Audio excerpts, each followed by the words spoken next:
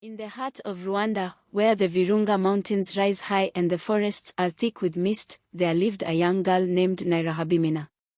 She was a curious child, with wide, wandering eyes that always seemed to search for something beyond the horizon. Nirahabimina's family lived in a small village at the edge of the forest, where her father grew beans and maize, and her mother weaved baskets from the reeds that grew near the river.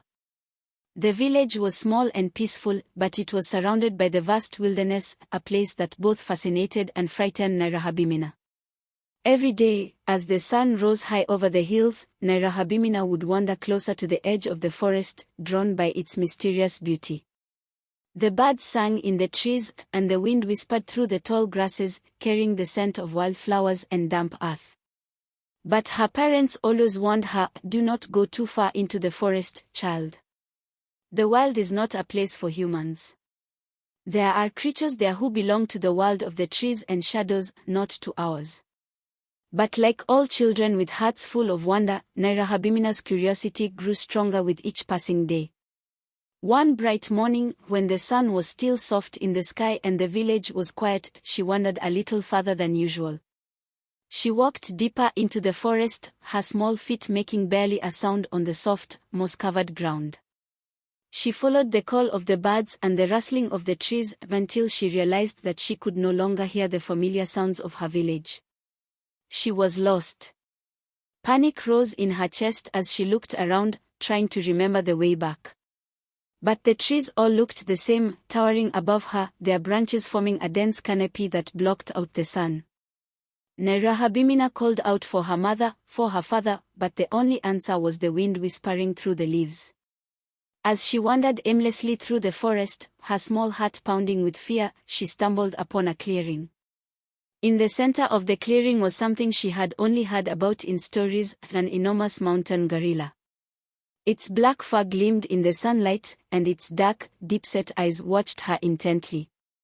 Nirahabimina froze, her breath caught in her throat. She had never been so close to such a creature before.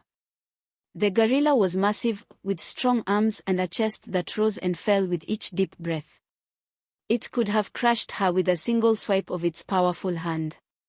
But the gorilla did not move. It did not roar or charge at her. Instead, it simply looked at her with an expression she did not expect, one of curiosity, and perhaps something deeper, something that almost resembled understanding. Nirahabimina's fear slowly ebbed away as she stood there, locked in the gaze of the great beast. She could see now that it was a female gorilla, her gentle eyes softening as she watched the lost child. Nirahabimina took a hesitant step forward, and then another. She was no longer afraid. There was something in the gorilla's presence that made her feel safe, as if the creature knew she was lost and meant her no harm. The gorilla remained still, her large hands resting on the earth, her head slightly tilted as she observed the small human before her. Suddenly, a rustling sound came from the edge of the clearing. Nirahabimina's heart jumped in her chest, and she looked toward the noise, expecting to see another creature of the forest. But it was just the wind moving through the trees. When she turned back, the gorilla had moved closer, her movements slow and deliberate, so as not to startle the child. Nirahabimina could now see the lines of age and wisdom etched into the gorilla's face, and she felt a strange sense of comfort in the creature's presence. Without a word, the gorilla reached out one of her large hands and gently touched the child's arm. Her touch was surprisingly soft, and Nirahabimina could feel the warmth of the gorilla's skin beneath her fur. It was as though the gorilla was offering her protection, telling her in her own silent way that she would be safe. Over the next few days, Nirahabimina and the gorilla formed an unspoken bond. The gorilla led her through the forest, showing her where to find fruits and fresh water. At night, the gorilla would keep watch over the child as she slept, her massive form a shield against the dangers of the wild. The two of them communicated without words, through gestures, through looks, through the shared understanding of two beings who, despite their differences, had found comfort in one another. Nirahabimina no longer felt lost. The forest, which had once seemed so vast and frightening, now felt like home. The gorilla was her guide, her protector, and in some strange way, her friend. She no longer feared the rustling in the trees or the sounds of the animals in the distance. She knew that as long as the gorilla was with her, she was safe. But the forest was not without its dangers. One afternoon, as they wandered near the edge of the mountains, the air was suddenly filled with a loud crack, the sound that made the ground tremble beneath their feet. The gorilla immediately tensed, her muscles coiled as she stood in front of Nairobi, shielding her from whatever was coming. Out of the shadows emerged a group of men, poachers, their rifles gleaming in the fading light. Nairobi's heart raced in her chest. She knew what poachers were. She had heard the stories in the village of men who came to the forest to hunt the gorillas, to take their skins and their bones, leaving nothing but death in their wake. The men had not yet seen her, but they had seen the gorilla. They raised their rifles, taking aim at the great creature who stood protectively before the child. Without thinking, Nairobi stepped out from behind the gorilla, her small hands raised in the air.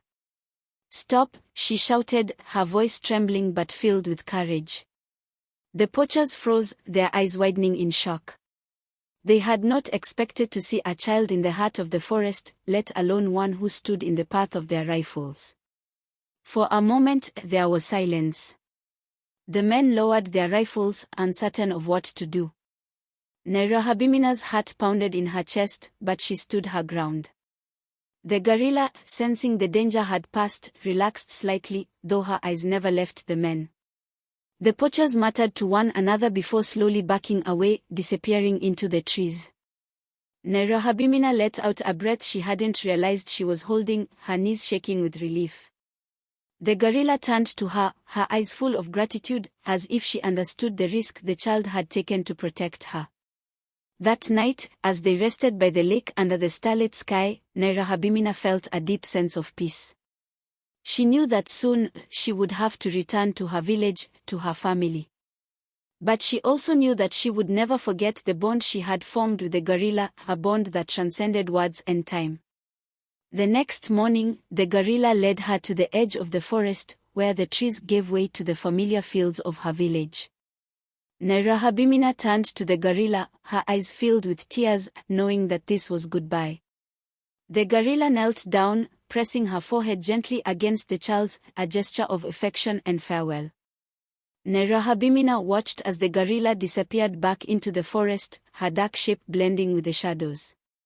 She knew she would never see her again, but she also knew that a part of her would always remain in the forest, with the gentle giant who had saved her. And so, Nairobi returned to her village, where her family welcomed her with open arms. But every night, as she lay beneath the stars, she would think of the gorilla, of the bond they had shared, and of the lessons she had learned in the heart of the Rwandan wilderness.